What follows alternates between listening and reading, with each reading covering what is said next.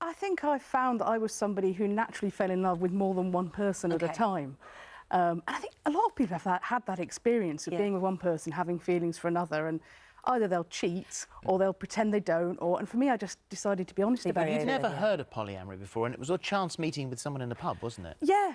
I mean, I was out with a group of friends, and this girl turned up with a couple of partners, and I was kind of, oh, are you allowed to do that? You know, because I just never come across it.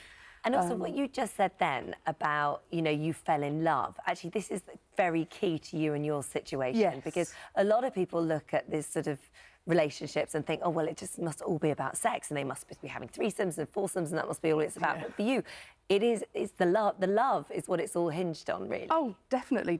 I think, for me, love is not a limited resource. You know, time might be, but you say a parent has one child and then they have a second child, it doesn't mean they love the first any less. So we know that our love is not limited.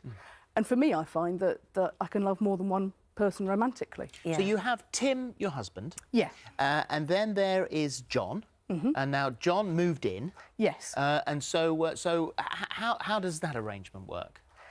I mean, I suppose it's a bit like a family. You know, we share the household chores and share paying for the bills and that kind of thing.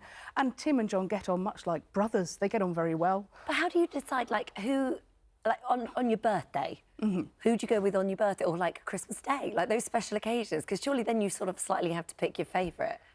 Not so much favourite. I mean, it's I've got no hard and fast rules. You know, I mean, on my birthday, my partners and I will all get together with our friends for drinks or whatever, and then that night, who I sleep with is sort of, I don't know, it's not, there's no set on that moment. It's, yeah. So I try to divide my time in a way that I'm giving love and respect equally. Are you just not exhausted? No. Like, when do you just get your chill-out night to yourself? And just Thursday nights. So Thursday nights, is that true? No, I do make sure I have, you know, Mary time. You've got to have time on your own, haven't you? Yeah, you do, but you wouldn't rule out another one.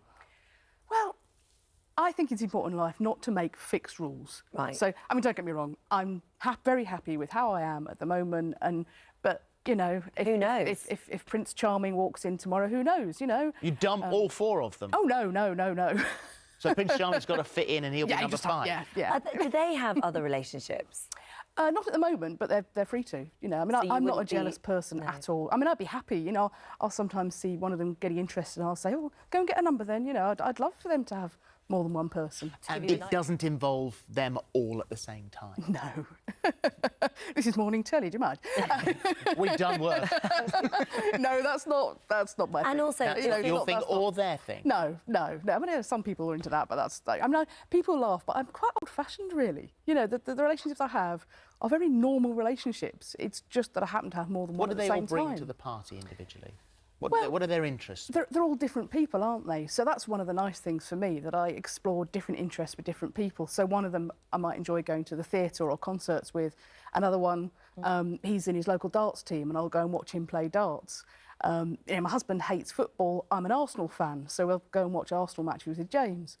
So it's good because no one man has to be my everything. There's not a pressure on one person to be everything to me. And also you have a rule that nobody is allowed to go and have a one-night stand with anyone, because the sexual health is obviously very important, and that trust that you have with those men. Yes, exactly, yes. I mean, that's another way in which, you know, I'm quite old-fashioned, really. I'm not somebody who just leaps into bed with people. I take my time to get to know somebody, and I have to really love someone to be intimate in that way. Do you worry, then, because if your love is spread equally between the four and you're only officially, legally married to one man, if God forbid something was to happen to you, there aren't any rights for the other 3 loves of your life. Yeah, exactly. I mean, that is why I went to the Evening News to speak in the first place, because they have no rights. You know, I mean, OK, I can write a will to make sure they're each equally in my will if I die, but they have no rights. If, you know, like if I'm injured or something, it would be my husband, Tim, who gets to say what happens to me in hospital as next of kin.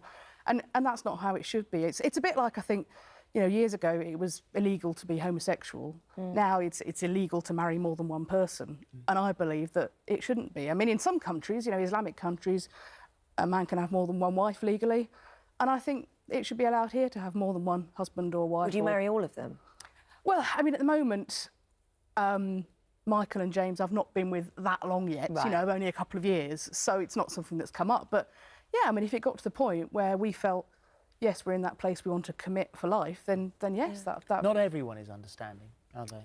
No, I mean, that's another reason that I wanted to speak out, really, because there are, believe it or not, lots of people in this country living a very similar setup to me, but they hide. Secretly, They don't even tell their families because they're scared of what people will say. Yeah. Even though they're adults doing something that isn't illegal, you know, people are very judgmental and you can be sacked. I mean, you know, it's a protected characteristic to be homosexual or Muslim or whatever. You can't be fired for that. You can be But fired. I mean, if I was still teaching in a Catholic school, I guarantee I would have been fired if they found out about this. Yeah, And that's not how it should be. No. You know.